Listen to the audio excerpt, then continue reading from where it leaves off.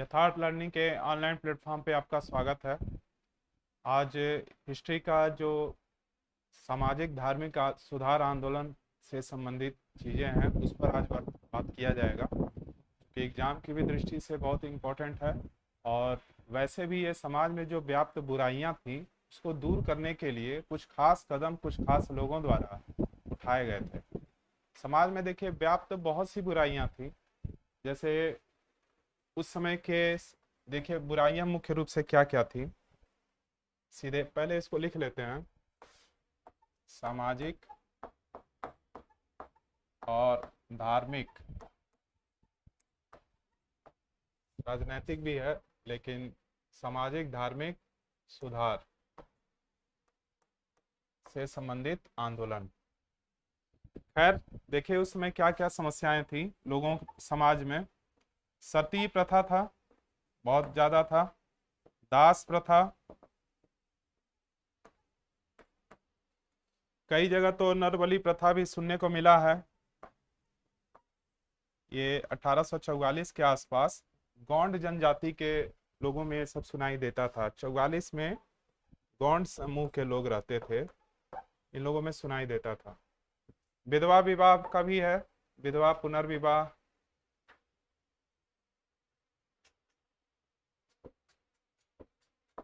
विधवा पुनर्विवाह जैसी समस्याएं भी थी। उसके बाद दास हो गया, सती प्रथा हो गया, नरबलि हो गया, वेश्यावृत्ति भी था। ये समाज में सब थे। अशिक्षा था, शिक्षा बिल्कुल था ही नहीं, अशिक्षा पूरी तरह से व्याप्त था। अंधविश्वास था, ये भी एक समस्या ही है, यही तो सबसे बड़ा समस्या है। इसके बाद भी बहुत सी बाल विवाह था, बच्चों का ही विवाह बचपन में ही हो जा रहा है, बाल विवाह है। सती प्रथा हो ही गया, नरबलि प्रथा हो गया, विधवा पुनर्विवाह हो गया, वेश्यावृत्ति हो गई। अंधविश्वास, बाल विश्वास, ऐसी चीजें, बाल विश्वास कर रहे हैं, बाल विवाह और भी बहुत सी बुराइयां ध्यान आएगा अभी तो उसको भी। मतलब ये सब क्या है, समाज में व्याप्त बुराइयां हैं जिसको लेकर कुछ खास व्यक्तियों ने, जैसे राजा राम मोहन राय जैसे लोग, दयानंद सरस्वती जैसे लोग सामने आए। और इन लोगों ने, केशव चंद्र हुए, आत्माराम पांडुरंग हुए, बहुत से लोग हुए, क्रम से हुए। ये 19वीं सदी के धार्मिक सुधार आंदोलन के लोग, एक्टर लोग हैं। तो जैसे अगर राजा राम मोहन राय की बात करते हैं तो राजा राम मोहन राय को पुनर्जागरण का पिता भी कहा जाता है, युगदूत कहा जाता है, मध्य और आधुनिक आधुनिक युग के पिता भी कहा जाता है, पुनर्जागरण के फादर तो हैं ही। इसके अलावा भी इन्हें बहुत से नामों से जाना जाता है, आधुनिक विचारधारा के बहुत से नाम हैं इनके। दूसरी चीज है कि राजा राम मोहन राय की अगर हम बात करते हैं तो इनकी एक पत्रिका भी थी, संवाद कौमुदी, जो पूछी जाती है, जानकारी होना चाहिए। और इनकी मृत्यु हुई थी इंग्लैंड में हुई थी। और वहीं पे इनका जब मृत्यु हो गया तो वहीं पे उनकी समाधि स्थल भी है। खैर देखिए एक चीज समझा जाए, एक एक को उठाते हैं। विधवा पुनर्विवाह हुआ या सती प्रथा हुआ या दास प्रथा हुआ, ये सारे जो समस्याएं हैं इसके पीछे होने के कारण क्या हो सकते हैं। महिलाओं का भी शोषण इसमें आप लिख सकते हैं, महिला शोषण भी लिख सकते हैं। इसमें तो सभी उसमें आएंगे, आखिर बाल विवाह हो रहा है इसमें भी इनका शोषण हो रहा है। वेश्यावृत्ति हो, दास प्रथा, सती प्रथा हो, इसमें है ही इनका, महिलाओं का रोल। तो ये इन लोगों का काफी शोषण होता था। कारण क्या था इसके पीछे? लोगों के अंदर धार्मिक विचारधारा बहुत ज्यादा व्याप्त रूप से भरी हुई थी। एक चीज यहाँ छोटा सा चीज बताना चाहेंगे एग्जाम और क्लास की वजह कारण, कि जीएस में भी हम बोले हैं कि हिस्ट्री के लिए ये 10 क्लास रहेंगे, जिसमें के आपका पहला है क्लास ये सामाजिक धार्मिक सुधार आंदोलन। वैसे तो जीएस का कल भी बताए थे, इससे पहले के क्लास में जिसमें भूमिका बताए थे, कि हिस्ट्री जैसे ही शुरू होता है कुछ किताबों में आपके मुगल साम्राज्य के समाप्ति के बाद से स्टार्ट है, कहीं 1857 से स्टार्ट कर दिया है, तो 1707 के बाद से है। या कुछ मध्य यूरोपीय जितने भी यूरोपीय लोग आए थे, पुर्तगाली, डच, डेनिश, यानी यूरोप के जो लोग आए या विदेशी लोग आए हैं, उसके आने के बाद जो भारतीय आगमन के बाद भारतीय व्यवस्था बदल गई है, उसके बाद से ही शुरू हो जाता है। तो हम लोग क्या करेंगे, पहले ये सामाजिक सुधार आंदोलन, उसके बाद मुगलों का समापन हुआ तो कैसे हुआ।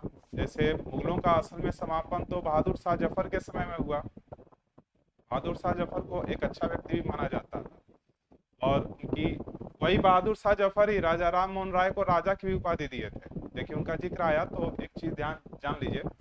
और वही जो है गाय के वधों पर भी रोक लगाने की बात किए थे, मतलब उनको बेस्ट व्यक्ति माना जाता था।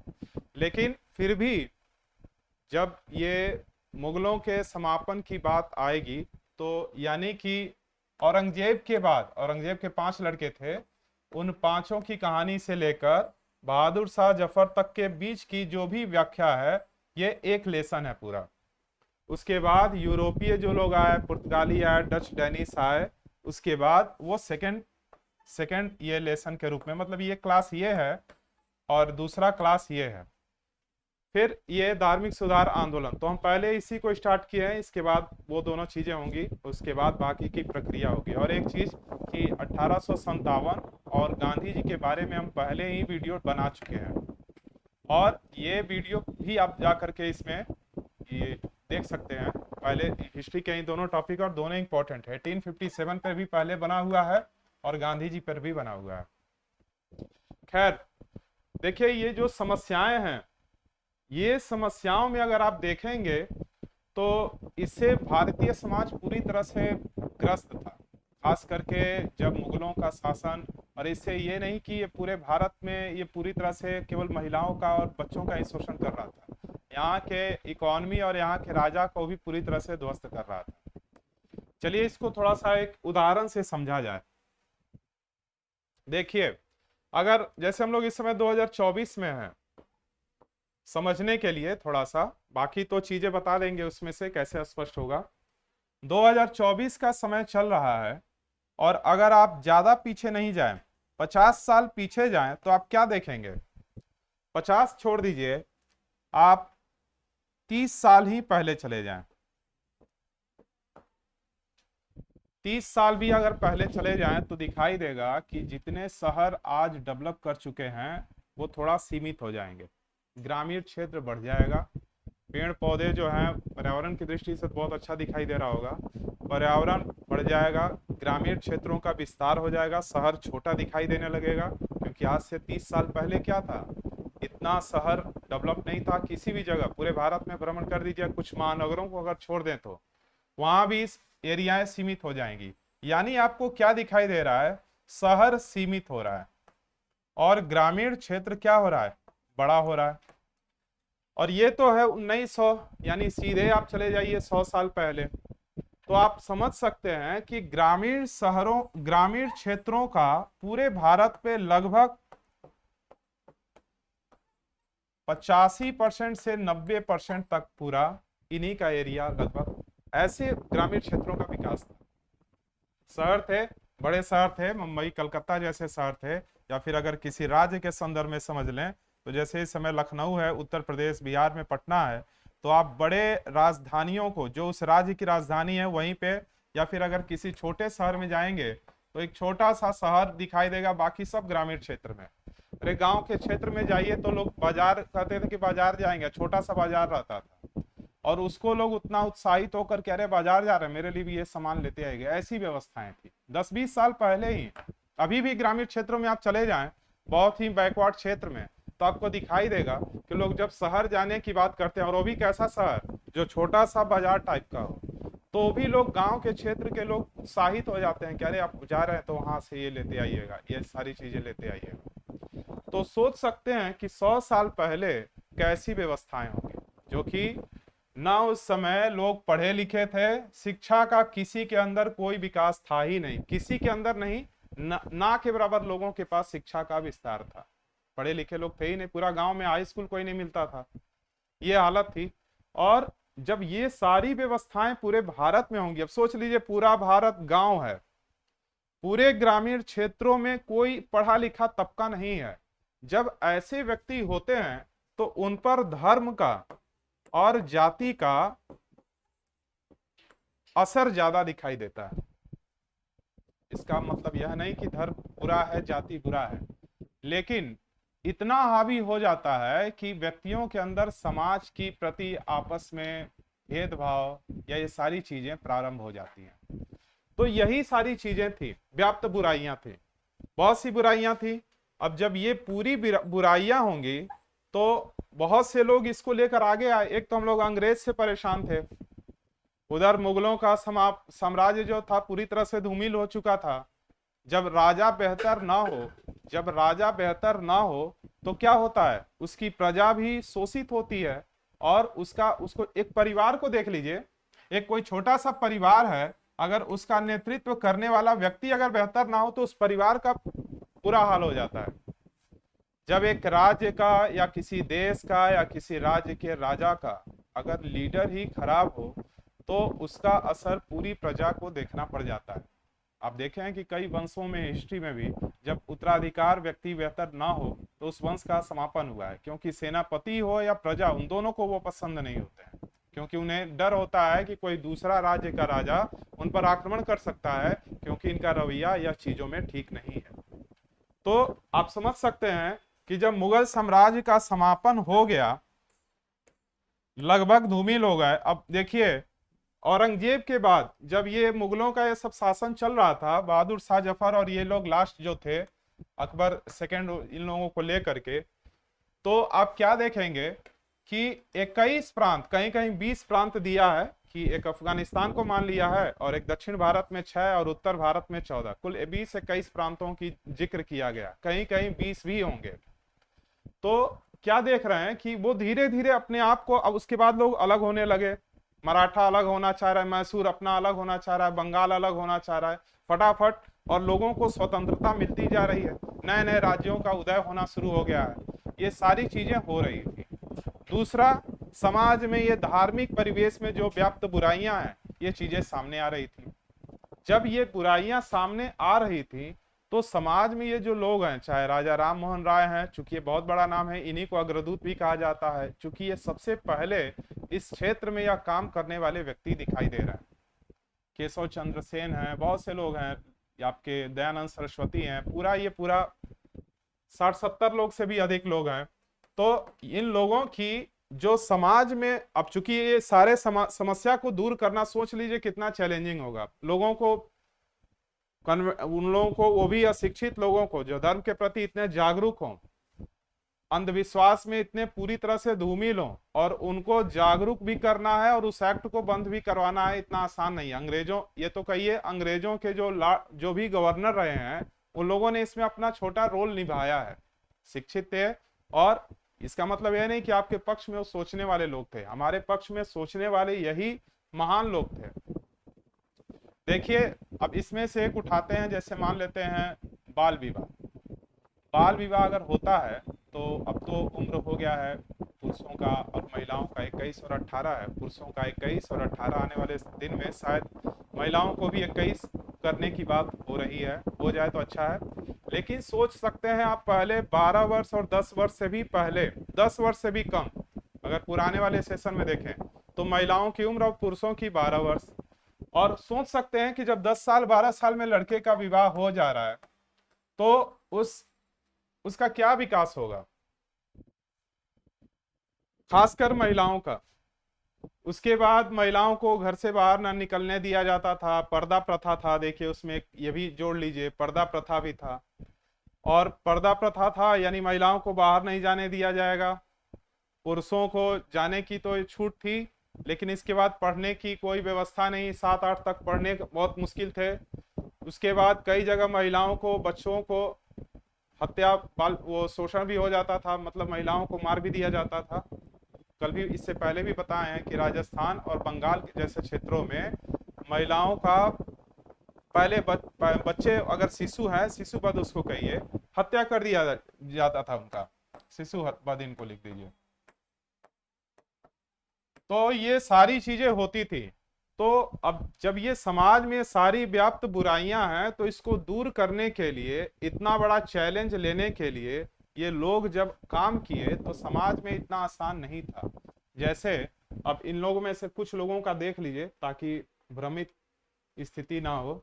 देखिए, कुछ लोगों का नाम लिखे हैं उदाहरण के तौर पे, ये केवल एग्जाम्पल भर है, इससे बहुत ज्यादा लोग हैं। जैसे देखिए, आत्मीय सभा की बात की जा रही है 1815 में। ये स्थान है कलकत्ता, राजा राम मोहन राय वही।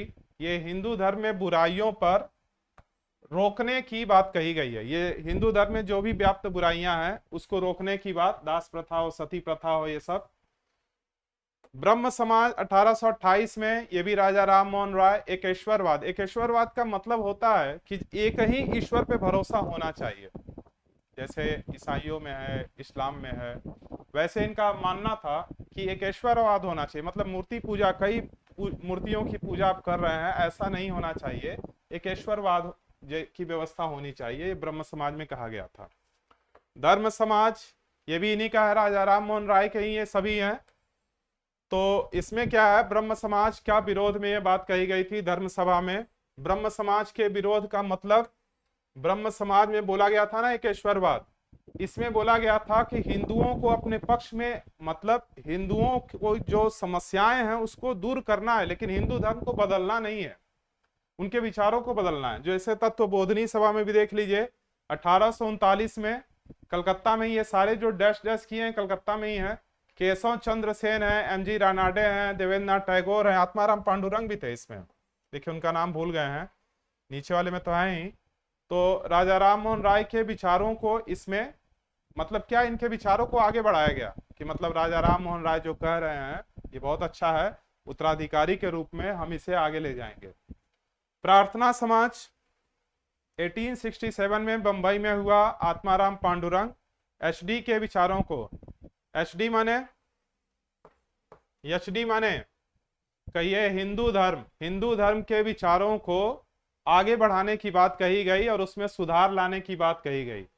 आर्य समाज क्या है, 1875 बंबई, स्वामी दयानंद सरस्वती, ये भी एचडी, एचडी माने हिंदू समाज की बात हो रही है। तो एचडी का सुधार और धर्म परिवर्तन में रोकना। थियोसोफिकल सोसाइटी 1875 न्यूयॉर्क, ये भी मैडम ब्लाटस्की हैं और कर्नल आर्टकाट हैं, प्राचीन धर्म में सुधार की बात इन्होंने कही है। अब इस पर एक चीज देख लेते हैं, असली जो समस्या है, शिशु वध प्रतिबंध। बच्चों का वध कर दिया जा रहा है, छोटे बच्चों को ही मार दिया जा रहा है, खास करके महिलाओं को मार दिया जा रहा है। इसलिए मार दिया जा रहा है ताकि समाज में ये जब आगे आए तो लोगों को, अब चूंकि विवाह करना होता है या सारी चीजें करनी होती हैं, इससे झेलना पड़ता था। और यही इतना ही समस्याएं नहीं थी महिलाओं को, और भी बहुत सी समस्याएं थी। जैसे घर में अगर किसी को पढ़ना, अभी कुछ ही दिन पहले आप देख लीजिए, उतना 100 साल देखने से पहले धीरे धीरे क्रम बढ़ाते चाहिए, आपको पता चल जाएगा कि हाँ इससे भी ज्यादा दयनीय स्थिति रहा होगा। ग्रामीण क्षेत्र में अभी चले जाइए कुछ दिन पहले, या फिर अपने फैमिली में किसी से पूछिएगा जो बुजुर्ग अवस्था में हो कि क्या होता था महिलाओं के साथ, तो आपको सुनने को मिलेगा कि अब, जबकि कुछ ही दिन पहले, उसी आइडिया लगेगा आपको कि क्या होता था। गांव में अगर पुरुष महिला है तो पुरुषों को पढ़ने का अधिकार था, महिलाओं को पढ़ने का अधिकार नहीं, घर से बाहर निकलने का अधिकार नहीं, बाजार हो या कहीं स्वतंत्र होने का अधिकार नहीं, अपने अनुसार पुरुषों को चुनने का अधिकार नहीं। सुबह शाम, यहाँ तक कि शौच जाने में, कई फिल्में इस पे बन गई हैं, जाने के लिए भी सोचना पड़ता था कि सुबह हो या फिर रात का टाइम हो तब जाकर निकल पाए। खाना उना बनता था, अजीब लगेगा लेकिन जब घर में खाना उना बनता था, घर में जो बड़े बुजुर्ग हैं उनके लिए और बड़े जो पुरुष हैं उनके लिए, तो महिलाओं को जो खाना बच जाता था, ज्यादातर घर में ये सब देखने को मिला होगा, तो जो खाना बच जाता था उसी में महिलाएं आपस में बांट उठकर किसी तरह से काम चलाती थी, और उसके बाद पुरुषों को दे दिया जाता था।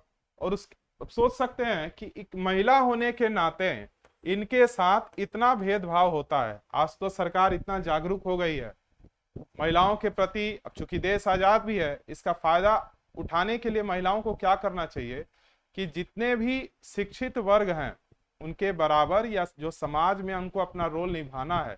तो जब आपको इतनी आजादी पहले की तुलना में अब इतना अच्छा समय मिला है, तो आपको ये दिखा देना चाहिए इतिहास में भी, जो लोगों को लगता था, कुछ लोगों का यह भ्रम था कि महिलाओं को वो मतलब पुरुषों की तुलना में बुद्धि कम होता है, ये सारी चीजें होती हैं।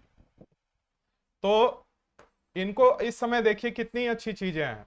महिलाओं को विवाह से संबंधित, मतलब दहेज प्रथा तो अभिशाप ही है, और केवल अभिशाप नहीं है, गैर जिम्मेदार भी है और अवैध भी है।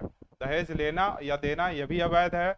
महिलाओं को उनके संपत्ति का भी अधिकार दिया गया है। अगर किसी के लड़का लड़की दो हैं तो दोनों के संपत्ति का अधिकार है। इसमें तो घर के फैमिली को भी आगे आना चाहिए और पुरुषों और महिलाओं को बराबर का जो भी चीज है उन पे हक अधिकार बराबर का देना चाहिए। महिलाओं को भी आगे आना चाहिए और अपने अधिकार को मांगना किसी भी पुरुष या महिला का गलत नहीं है।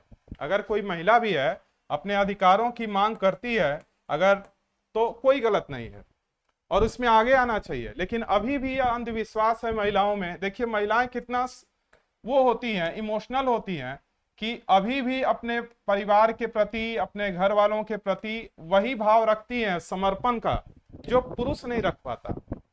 तो ये चीज आपको दिखाई देगा इतिहास में, और वही इतिहास के पुरानी महिलाएं, अब धीरे धीरे जो जनरेशन चेंज हो रहा है वो अब इस चीज बदलाव को महसूस कर रहा होगा।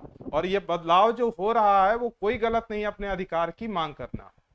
दूसरा चीज है कि देखिए होता क्या था कि महिलाओं को मार दिया जा रहा है, खाना वाना उनको देने में सोचना पड़ जा रहा है, या फिर उनको समाज में कोई भी चीज हो उसमें रोल उनको, मतलब उनसे कोई ना राय लेना है ना कुछ भी करना है। गलती से उनके हस्बैंड मर गए तो यह उम्मीद किया जाता था कि ये खुद ही कहेगी कि हमको भी सती कर दीजिए। गांव घर से लोग ले जाते थे लाठी उठी ले करके और जला दिया जाता था, और जलाने के बाद यह उपेक्षा किया जाता था कि खुद भी, मतलब एक तो जबरदस्ती जला देना हुआ, उपेक्षा किया जाता था कि ये खुद ही जलने के लिए तत्पर होंगी, तैयार होंगी। पुरुष काफी बड़े उम्र के, महिलाएं कम उम्र की थी, तब भी यह काम हो जाता था। गलती से अगर वो अपने आप को ना जला पाती थी तो समाज से बहिष्कृत कर दी जाती थी। विधवाओं को छूने से लोग गांव में मनाही करते थे। कोई शुभ काम हो तो उनको किनारे कर दिया जाता था। ये सारी चीजें महिलाओं के प्रति थी, बच्चियों के प्रति थी। बाल विवाह में ये सब चीज देखने को, और छोटे में ही आप उनका विवाह भी कर दे रहे हैं। सती, वही बात हो गया, सती प्रथा। देखिए शिशुवध जो प्रतिबंध है, इसके समय गवर्नर थे लॉर्ड वेलेजली। समय है 1798 से 1805। और क्या हुआ है इसमें, शिशु हत्या पर रोक लगाने की बात कही गई। सती प्रथा लॉर्ड विलियम बेंटिंग 1829। और एक चीज यहां बताना चाहेंगे, सती प्रथा को रोककर शिशु वध में लॉर्ड वेलेजली 1798 से 1805। कहीं कहीं आप सुनने में, देखने में पढ़े होंगे कि सर जॉन सोर का भी नाम आता है, क्योंकि सर जॉन सोर का कार्यकाल ये 1798 से 1805 है। 1805 के बाद उसी सेशन में 1805 में वो भी थे जो हस्तक्षेप नीति के समय गवर्नर थे।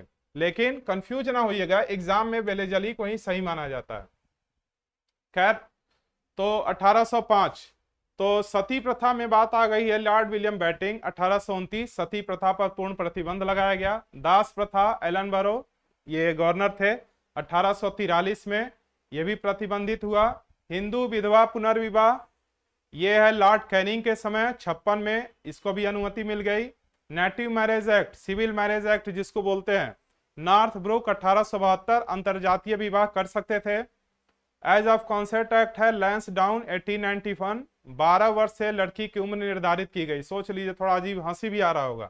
12 वर्ष में लड़की की उम्र निर्धारित, मतलब उस समय लग रहा है कि अब चलो अब तो बढ़ गया कुछ उम्र। फिर है शारदा एक्ट, मोस्ट इंपॉर्टेंट, ये खूब पूछा जाता है शारदा एक्ट। इरविन के समय हुआ है 1930 में। इसमें लड़की का विवाह का जो उम्र है 14 और लड़के का उम्र निर्धारित किया गया है 18।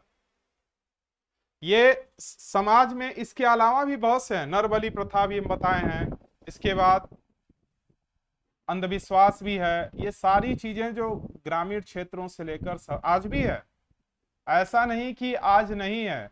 आप यह बताइए, इसमें कुछ चीजें नहीं है। शिशुवध प्रतिबंध अगर देखा जाए तो लगेगा कि बच्चों पे प्रतिबंध, इनका हत्या कर दिया जाता था। क्या आज भी मेडिकल सेक्टर में कभी कभी सुनने को नहीं मिल जाता है कि महिलाओं को, बच्चों को बचपन में ही मार दिया जाता है, या फिर यह सोच करके उनका शोषण किया जाता है कि समाज में ये एक निगेटिव, यानी कि इनके धन को हनन करने वाला एक व्यवस्था है, महिलाएं या फिर बच्चे, इनको मार दिया जाता है।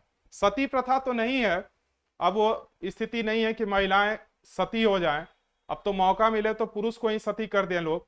तो देखिए दास प्रथा, लेकिन ये केवल हास्यात्मक है, इसको सीरियस मत लीजिएगा। दूसरा है दास प्रथा, ये है गवर्नर है एलन बरो। दास प्रथा में देखिए पहले दासों की बहुत व्यवस्था थी, अपने अपने हिसाब से उनको काम में लेना, दास उन्हीं पर वो निर्भर थे, उनके पास कोई दूसरा ऑप्शन था नहीं। आज भी एक तरह से कह सकते हैं दास व्यवस्था है। कम रेट में अगर कोई उद्योग या इंडस्ट्री में अगर आपसे कोई काम कराता है और आप मजबूर रहते हैं वो काम करने के लिए, तो यह भी एक प्रकार से कहीं ना रूप एक दास का ही व्यवस्था है। आपको अपने काम के बदले सही कीमत अगर ना मिले और आप लगातार उस चीज में जुड़े हुए हैं, तो यह भी एक प्रकार का दास ही व्यवस्था है। 100% आप कह नहीं सकते कि यह खत्म हो चुका है। आजादी का स्वाद अभी भी हम लोग को 100% नहीं मिल पा रहा है, इसमें लोगों को जागरूक होने की जरूरत है। हर सेक्टर में हिंदू विधवा पुनर्विवाह, आज भी ग्रामीण क्षेत्रों में ये चीजें दिखाई देती हैं, लेकिन अब कई हद तक दूर हो गया है और इसको दूर करने वाला एकमात्र है शिक्षा। सिविल मैरिज एक्ट, अंतरजातीय विवाह, ये तो मेरे हिसाब से अब इस समय धज्जी उड़ा दिया, अब बहुत ज्यादा हो रहा अंतरजातीय विवाह, और ये अच्छा भी है समाज में। पहले लोगों में यह अंधविश्वास था कि मेरे ही ये जाति के हैं और वो भी मेरे जाति के हैं, दूसरे में हो जाएगा तो मेरा धर्म तो संकट में पड़ेगा ही, आने वाला जनरेशन या कुल ही ना नाश हो जाए पूरा। और उस कुल में कोई दम भी नहीं रहता था, फिर भी कुल को लोग बचाए रखते थे। तो देखिए फिर अगला है age of consent act Lansdowne 1891। इसकी बात अगर करें तो उम्र निर्धारण, अभी भी ग्रामीण क्षेत्रों में कम समय में उम्र विवाह हो जाता है, ऐसा नहीं है कि नहीं होता है, लेकिन अब काफी हद तक सुधार हो गया है। फिर है शारदा एक्ट की अगर बात कर दें तो इसमें भी वही बात आ गई, अब तो महिलाओं की बात कही जा रही है कि 21 वर्ष निर्धारित कर दी जाएगी और लड़कों का तो 21 है ही। अब हम लोग केवल एक चीज को समझेंगे, एक चीज आपको बस बता देते हैं, आपको लगेगा कि ये तो लिखा है ही नहीं ज्यादा। देखिए ऐसे लोग जितने लोग हैं, या फिर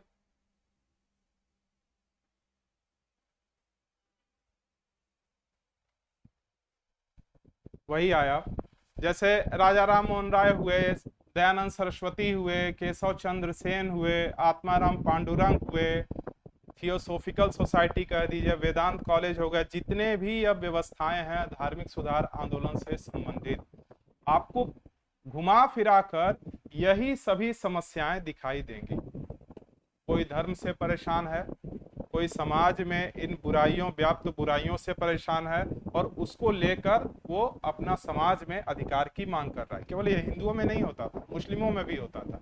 मुस्लिमों के धर्म के प्रतिरोध भी, धर्म के परिवर्तन के कारण भी उसमें भी कुछ एक्ट बनाए गए हैं, और हिंदुओं में तो हैं ही। तो चाहे हिंदू हो, मुस्लिम हो या अन्य कोई धर्म हो, अगर उसमें समाज के प्रति कुछ ऐसा भाव है जिससे समाज पीड़ित हो, उसमें उस समाज में महिला, बच्चे या कोई भी शोषित हो रहा हो, तो उसमें कमियों को दूर करने के लिए ये लोग सामने आए हैं, जो कि सही भी है। और दूसरी चीज है कि इन जितने लोग को नाम सामने आया है, आपको एग्जाम में क्या करना है, रट्टा मार लेना है। कैसे रट्टा यह मार लेना है कि 1829 में कौन है, 30 में कौन है और इनका उद्देश्य क्या है, ये पूरा करके लगभग 60 से 70 लोग से अधिक हैं, किसी में 100 मानकर चलिए, इतने लोगों को आपको पूरा देखना होगा, घुमा फिराकर उद्देश्य यही है जो समाज में थे, चाहे वो सती प्रथा हो, दास प्रथा हो, बाल विवाह हो, हिंदू धर्म में कई देवी देवताओं की पूजा करना हो, एक ईश्वरवाद की बात कही जा रही हो कि एक ही देवी देवता मानना चाहिए। आप एक चीज देखिए, क्या धर्म किसी को या जाति किसी को, लिंग और भी चीजें हैं, संस्कृति हमारी, ये तो धर्म में ही सेशन में आ जाएगा, इतने को ही उठाते हैं। क्या धर्म किसी समाज को, धर्म जो है किसी समाज को धूमिल कर सकता है? नहीं कर सकता है। धर्म में उतनी व्याप्त बुराइयां नहीं है, बशर्ते धर्म में कुछ बुराइयां थी। अब आजादी की बात हो रही है, ये नहीं कि सांप्रदायिक कहिए सर सांप्रदायिकता से थोड़ा बचकर ही बात करिएगा तो अच्छा रहेगा। देखिए, धर्म में जो व्याप्त बुराइयां थी, मतलब कम उम्र में विवाह कर देना, लड़कियों में भेदभाव कर देना, ऐसा धर्म में भी कहीं चर्चा तो नहीं है। लेकिन अगर उस चीज को सामने लाया गया ध्यान से पढ़ने पे, तो महिलाओं को जो अगर शोषित रखी गई या बात अगर आया भी है, तो वो समस्या को दूर करने की बात की गई है। आज भी क्या कोई धर्म किसी से छीन रहा है? कोई नहीं। धर्म सभी लोग मानते हैं, लेकिन धर्म और जाति और लिंग हमें समस्या कहां दे रही है? इसमें समस्या तब आ रहा है जब आप धर्म को लेकर कट्टर हो, जाति को लेकर कट्टर हो और लिंग को लेकर कट्टर हो, तब समस्या आ जाता है। आप धर्म मानिए, किसी को कोई समस्या नहीं है। जाति मानिए कि हम इस जाति के हैं, हम उस जाति के हैं, सामने वाला उस जाति का है, फिर भी कोई दिक्कत नहीं है। लिंग है, चाहे हम पुरुष हैं, वो महिला है, वो नपुंसक हैं, कोई भी हो, अन्य जाति के कोई भी हो, उससे हमें कोई समस्या नहीं है। समस्या तब आती है जब हमें पुरुष होने पर अहम हो, हमें ब्राह्मण क्षत्रिय या फिर बड़े कास्ट में होने में अहम हो, या फिर हमें हिंदू या इस्लाम या अन्य धर्मों में होने में अहम हो, और उस अहम के कारण हम दूसरे को हीन दृष्टि से देखें, तब समस्या ज्यादा आती है। और ये समस्या किस में ज्यादा आ सकती है? जिसके अंदर शिक्षा का बहुत ज्यादा स्तर एकदम नीचे हो, गर्त में हो। ये जितनी समाज में व्याप्त बुराइयां थी, उसका केवल ज्यादा दिखाई दे रहा था असर। अगर पूछा जाए कि 19वीं शताब्दी में सबसे ज्यादा असर इस आंदोलन का या प्रभाव किस पर पड़ा, तो शिक्षित वर्ग पे और मध्यम वर्ग पे। नीचे वाले तबके पे तो उसका फर्क भी नहीं पड़ा। उसका क्यों नहीं फर्क पड़ा? क्योंकि नीचे तक अब वही बात आ गई कि अगर आपका शिक्षा का लेवल एकदम नीचे है, तो आपके अंदर इन सभी चीजों पे कट्टरता ज्यादा होगा। आप धर्म पर बहुत ज्यादा कट्टर होंगे, जाति पर बहुत ज्यादा कट्टर होंगे, और लिंग पर भी ज्यादा कट्टर होंगे।